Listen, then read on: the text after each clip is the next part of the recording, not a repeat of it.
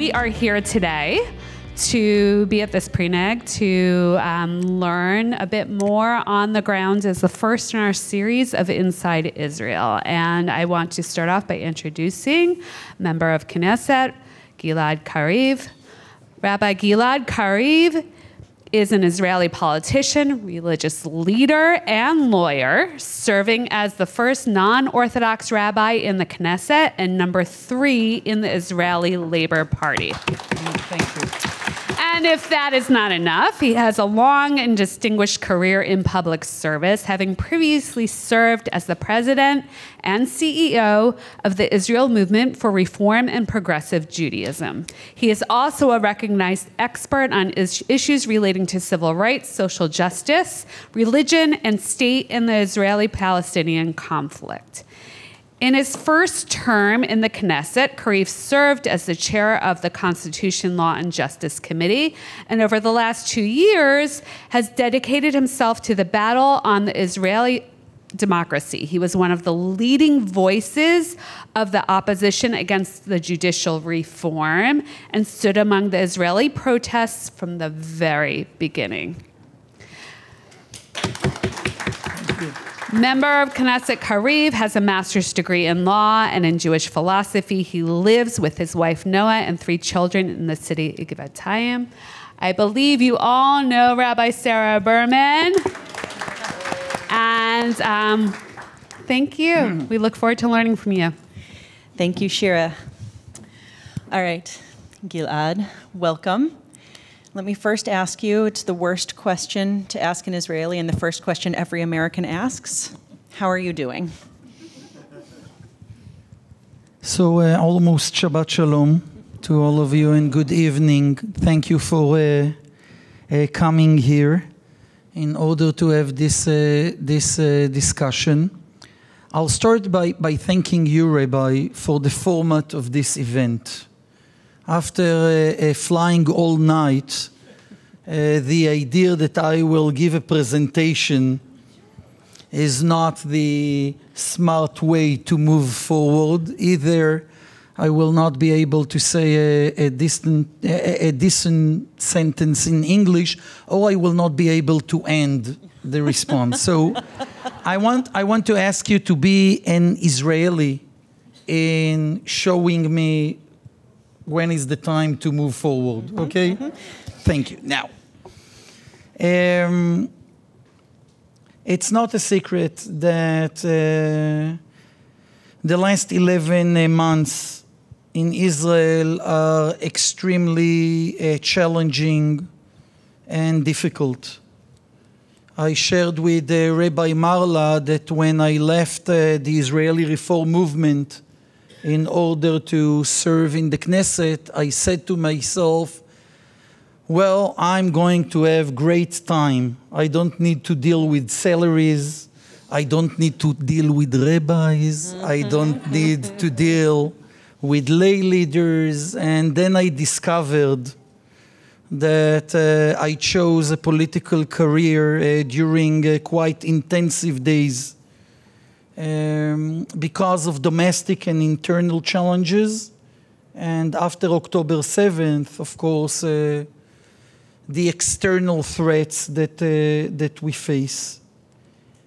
I'm thinking, what is the best way to share with an audience that is quite educated about the situation in Israel, that care about what is happening in Israel, how to share with you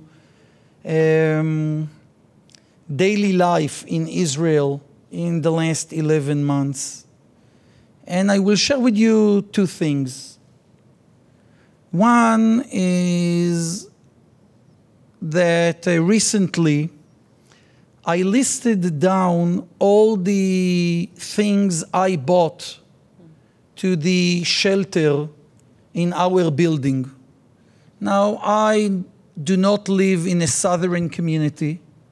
I don't live close to the northern border.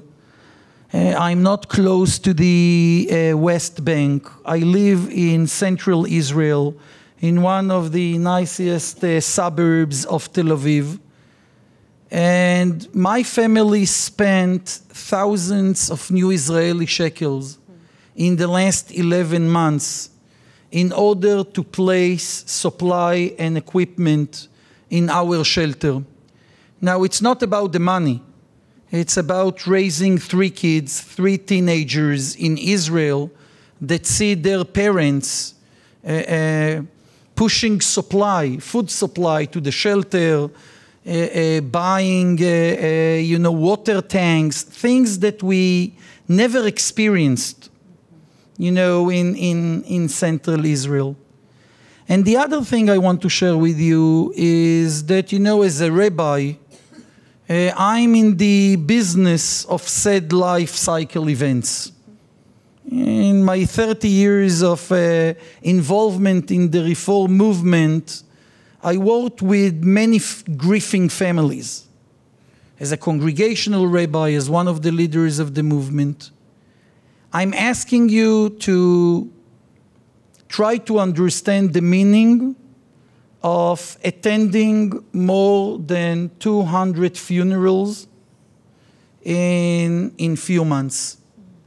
In starting the day at 10 a.m. in the military cemetery of Tel Aviv in Kiryat Shaul, and leaving the cemetery at 10 p.m. because you are representing the Knesset in 5, 6, or 7 funeral of fallen soldiers. It's about opening, our WhatsApp group of friends from my high school years in order to discover that one of our friends lost her son on October 7th. In one of my first private visits to the US years ago with my ex-girlfriend, I saw the play 6 Degrees of Separation. And I always said that in Israel, in the Jewish world, it's about 3 degrees of separation. And in Israel, it's about 1.5 degrees of separation. And it's a very nice joke to share with your audience. But in some of the gatherings I led since October 7th, I asked people to raise their hand if they knew one of the victims of October 7th, if they know one of the fallen soldiers since October 7th or their close family, if they know one of the families of the hostages or one of the families that had to leave their houses 11 months ago. And 2/3 of the audience is raising their hands. And this is the new Israeli reality. And it's something we never experienced. It's really a different world in Israel nowadays. And that's going to continue playing out in culture, in religious life, and in politics. So I want to look at politics for just a moment. As a member of Knesset, as a Chaver Knesset, you have an insider view that we do not have access to. We see what our headlines tell us. We see what our news shows tell us. Is there anything that you can share from behind the scenes about the negotiations or relationships or conversations that we don't have access to in our media coverage of Israel? I'll say the following, although I need to say that most of the things we know in the end reach the press. And many times, even we, the politicians, we learn important parts of the information we need from the open press, the American press, the Israeli press, and unfortunately, I need to say that there aren't so many hidden elements of our challenging reality. I can say that I truly believe there is a very devoted and intensive international effort to reach a second hostages deal. This effort, as you all know, is led by the American administration, but it's important to know that even if we don't hear any new reports or we feel that there aren't any new developments, there is a sincere and a real effort to reach a deal. And the other thing, I think it's important to share with you, and here I must say, I'm not so sure it is well reflected in the global coverage of the situation in Israel. And people, in a way, are a little bit surprised when I say it. You know, we all talk about our desire to prevent a second front in the northern border, or not to have a war with Hezbollah. And the size of the catastrophe of October 7th, or the impact of October 7th, is still so influential that we don't fully understand that we already have a second front. And that today the situation in the northern border of Israel is much more challenging than the situation in the southern border. And while many communities in the south returned to their original communities, and while a new school year was launched in most of the schools in the area surrounding the Gaza Strip, we face today a situation up in the north that we never experienced. Entire cities were evacuated. The residences of the city of Kiryat Shmona are spread in 280 different locations. Try to run a municipal community when people are all around the country. When it comes to internal politics, I will carefully say that in the last few weeks, we do see growing cracks in the current coalition. We can't identify what will be the game changer, the one thing that will create this domino effect for the current government and coalition, but we suddenly see the tensions inside the coalition.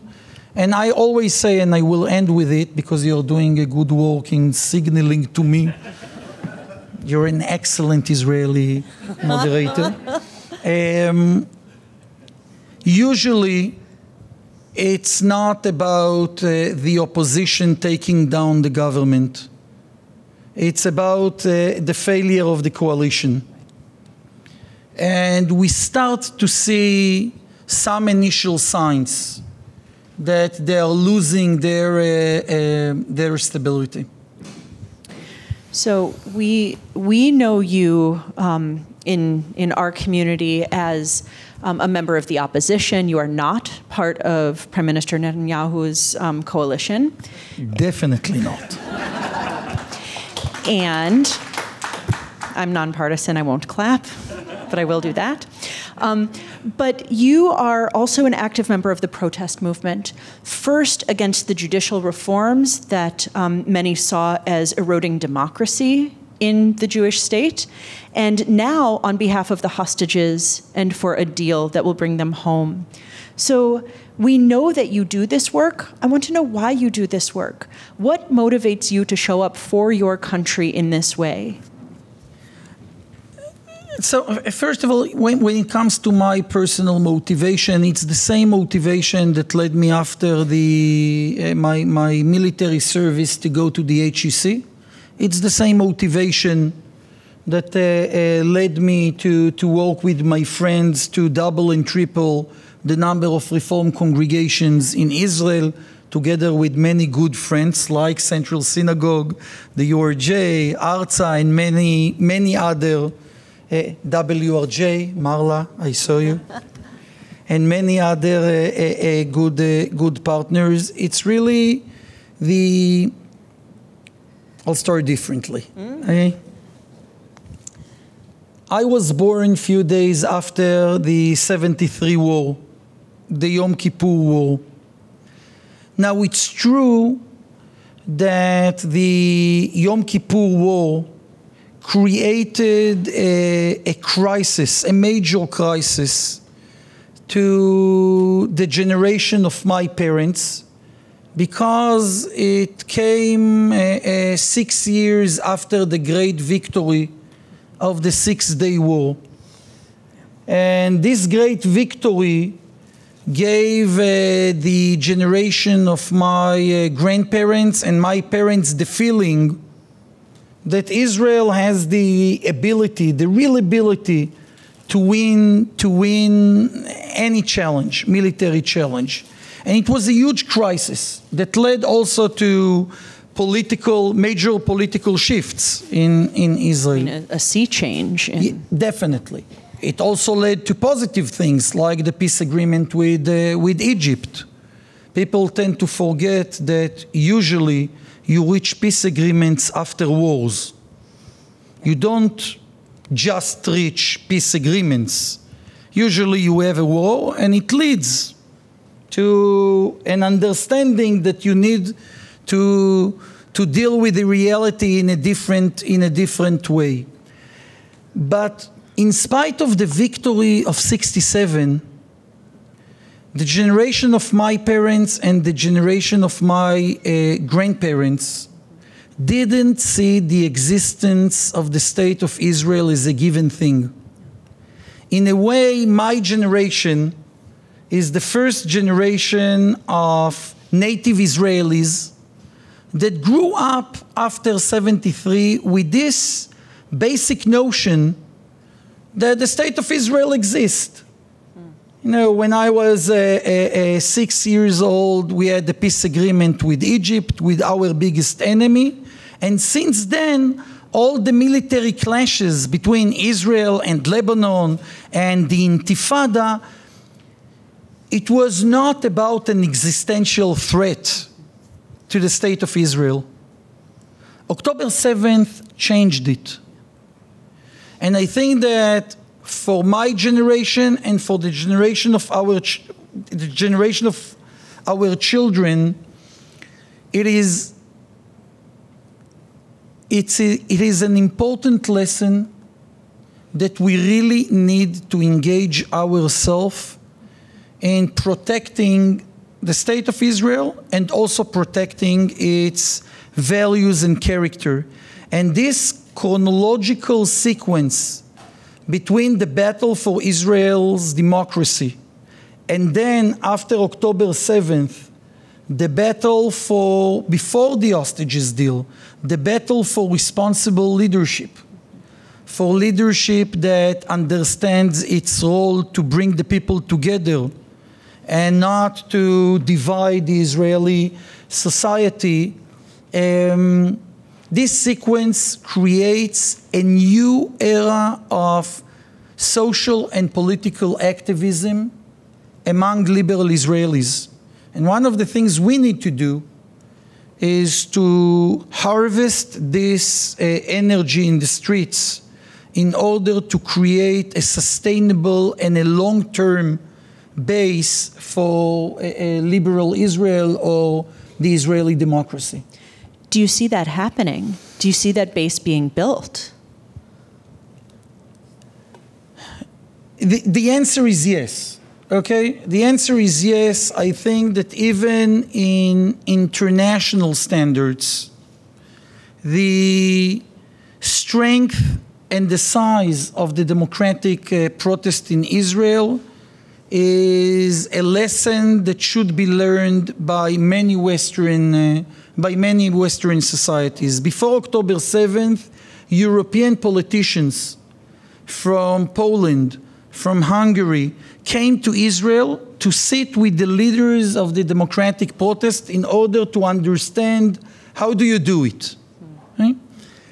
Of course, in a very natural way, after October 7th, we saw a decline in this protest movement, also because people went to the army.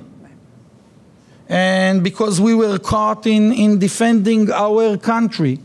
But unfortunately, few months after October 7th, our government started to renew the attempts to change the core values and the core mechanisms of Israel's democracy. And they are doing it with different tools than the one they used before October 7th. They are identifying other targets. It's not mainly the Israeli Supreme Court. It's other fields of our democratic life, but in a very dangerous way.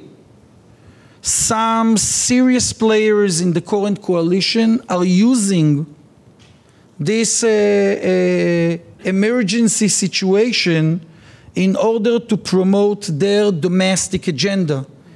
And it forces us, while we are fully committed to defend our country, but it also forces us to go back to the streets, first in order to push for a second hostages deal, but also in order to prevent this misuse of the war in order to promote the judiciary coup.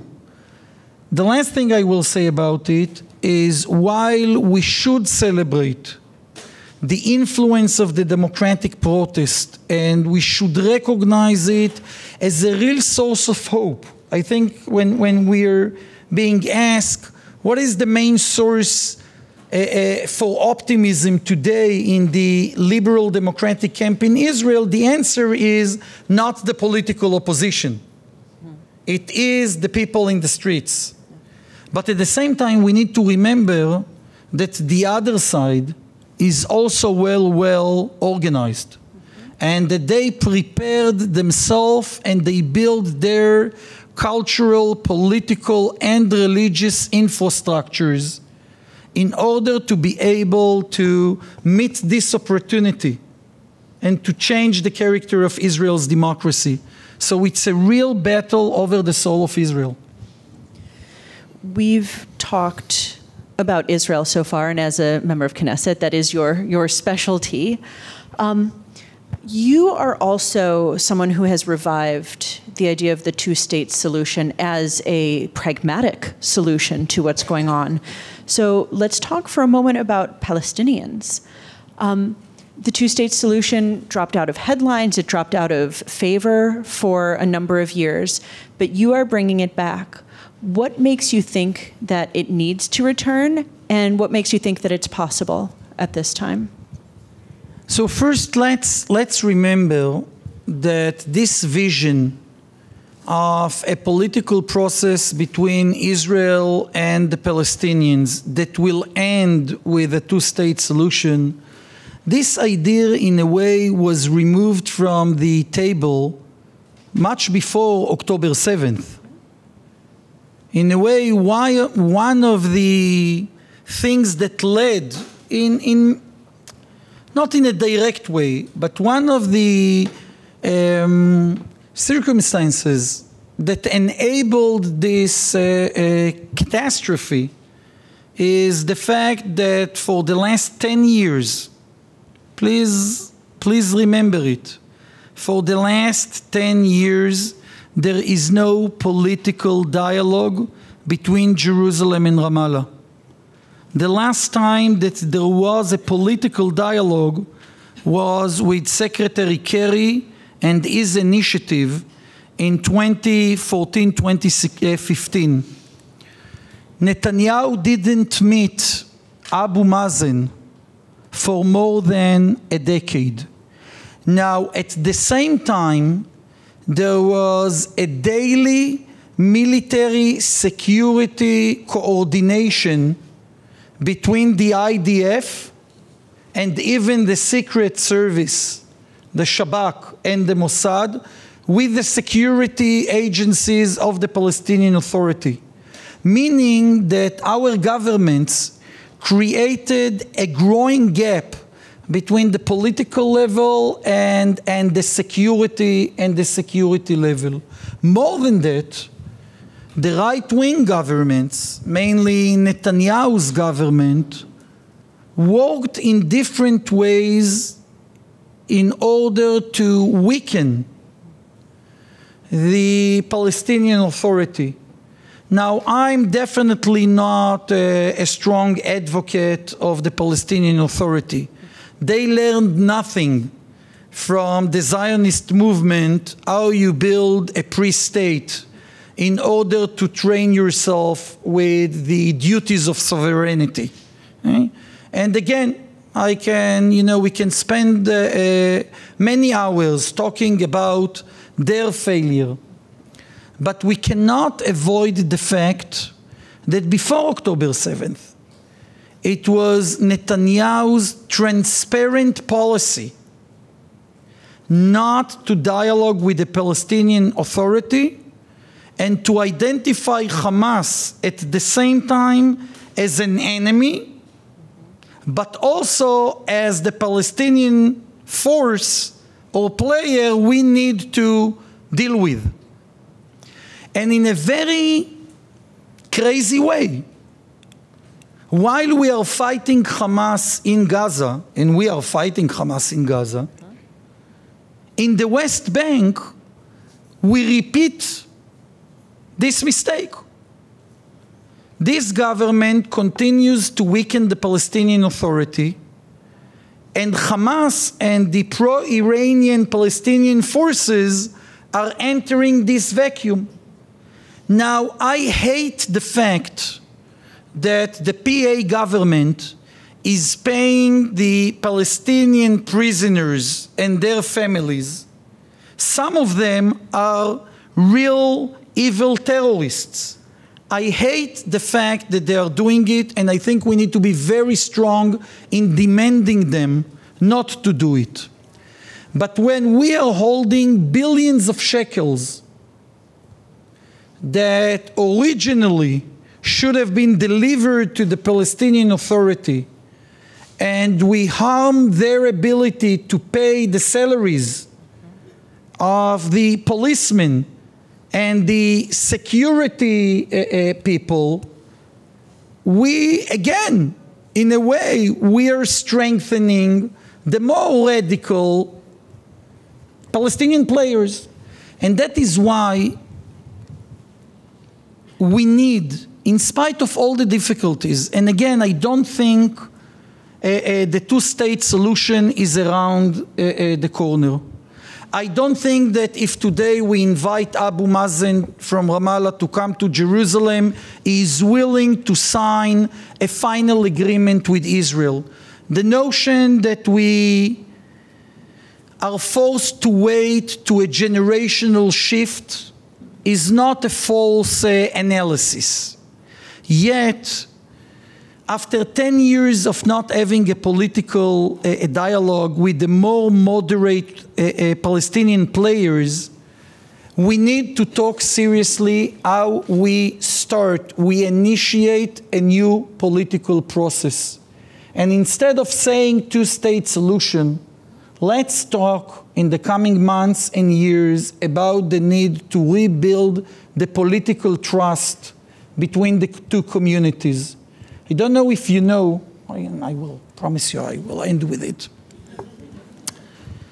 I don't know if you know that the Oslo agreements that were presented by Rabin and Peretz originally were designed as temporary agreements. It is stated in those agreements that they will be valid for 5 years. Now, let's imagine you leave your cottage cheese in the refrigerators for 2 months. When you discover it and you open the case, you don't tell yourself, well, the manufacturer played it in the wrong way, right? You are the one to be blamed for the fact you didn't do anything with this product. Israel and the Palestinians and the international community are using 30 years old agreements in order to sustain a different reality. Now we are talking security, security, security. 30 years ago, did you carry cellular phones with you? Absolutely. 30 years ago, did we have daily access to internet? No. Do you understand that the communication protocols of the Oslo Agreement were signed 30 years ago? And that they are totally irrelevant to the technological reality that you have today in the West Bank and inside sovereign Israel. And that's the most stupid example I can share with you. So even before we talk about where we draw the border between Israel and Palestine, there is so many things we can do in order to reinitiate, to retrain this muscle, this frozen muscle of talking, of dialoguing, of bringing leaders to sit around the table and to imagine a different reality. And that's what we need to do. And we need to remind people again and again, I will repeat it. 100% of peace agreements between nations are being signed after wars. That's the natural way of life. And that's what we need to do today. As we come to approaching the end of our time down here together, Rabbi Kariv will be speaking from the Bima, presenting the sermon this evening. I want to ask you the question on the minds of our community for sure. When will there be new elections in Israel? What would the results be? And since you now can see the future, and what are you and your coalition and your allies doing to prepare for that moment? Definitely, this is a very important question. You know, we have a different system of governance. Very. Yes. I need to say there are some advantages in our system, but I will not continue to explore this issue. We are working very hard in order to have early elections, regardless to our huge disputes with Netanyahu and his partners. We think that after such a catastrophe, Israelis should re-elect the leaders that will address this critical moment.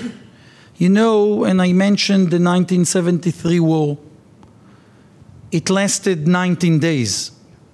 We are now marking the 344th day, third of this war. This is the longest war in the history of Israel, more than the Independence War of 1948.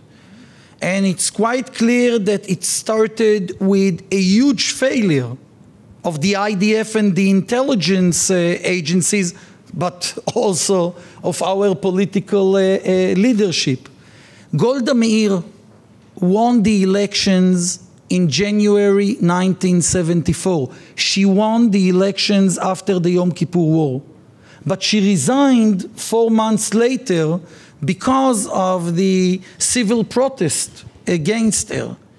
So if Golda won the election after the Yom Kippur War and then resigned because of this public demand, it is quite clear that from a moral perspective, regardless to the end game of the next round of elections, Netanyahu doesn't have he has the formal legitimacy to maintain his government, but he doesn't have the moral legitimacy after the failure of October 7th, and we need to go back to the Israeli public.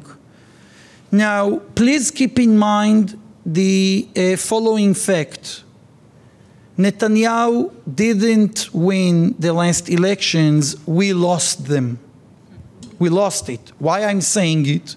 You know that our system is different, and in Israel, usually, if you get the popular vote, you build the coalition and you are the prime minister.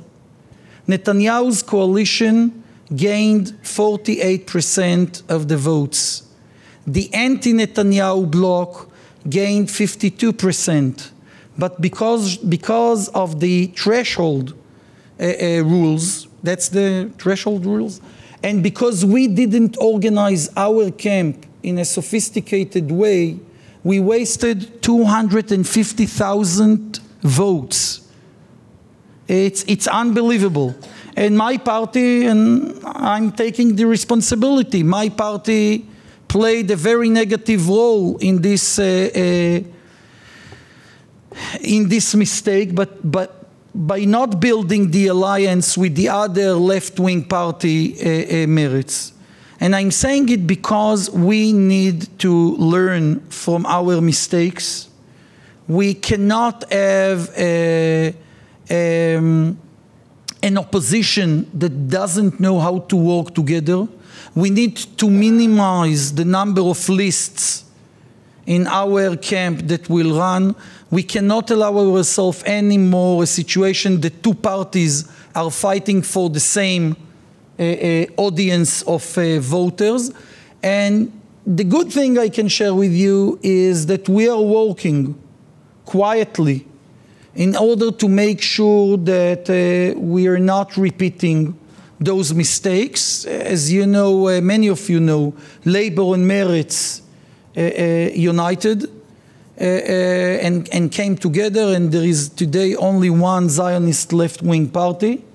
And I hope that the other parties of the opposition will learn the same lesson. On another night, we will ask you about coalitions across the middle. We will ask you about coalitions between Jewish and non-Jewish Israelis. But for tonight, because our time is short and Shabbat is coming, not up to us, can you name one or two things that are most frustrating to you at this moment? Don't worry, that's not my last question. No, look, I think we don't need to waste time. Okay, I think that we are all aware to this terrible combination between an objective, critical moment in the history of Israel and a failing leadership. And this is the worst combination you can have when you read the books of the prophets, when you read the two books of Kings. You see that this is exactly the combination that led us to the first destruction. When you read the teachings of our sages in the Mishnah and the Midrashim, you see that this combination led us to the second destruction. We need to do our best in order to untie this dangerous combination of big challenges and small leaders. All right. Final question from me. Where do you find hope? What makes you think that this is all possible? First, I shared with you the numbers. We need to remember them.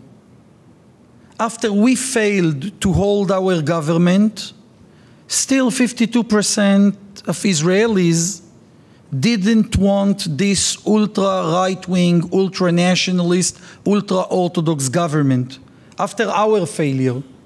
So we have a solid base to believe that if we work wisely and if we come with modesty and creativity, we can really create a political shift after their enormous failure. Right? It's not a given thing. Politics is always a challenging business, as you all as you all know. There are no guarantees, but I do think that we have a good base to start with when we plan the next national elections. But much more important, and again, I already shared it with you, you understand that last Motzai Shabbat, more than 500,000 Israelis marched in the streets of Tel Aviv. Do you understand that for the last 20 months, even during the time of war, hundreds of thousands of Israelis became to be activists after decades of just watching politics and not playing politics? And the most important thing, like all parents, we thought that our children belong to a spoiled generation. Their grandparents thought they are brilliant. But we, and I have three teenagers, we truly thought that something in the economic boom of Israel in the last few decades brought our youngsters, our children, to take things for granted. When you see the way the younger Israeli generation stood to this task of defending Israel, but also defending its core values, we have a very good reason to be optimistic. Chaver Knesset, our friend Gilad Kariv, thank you so much.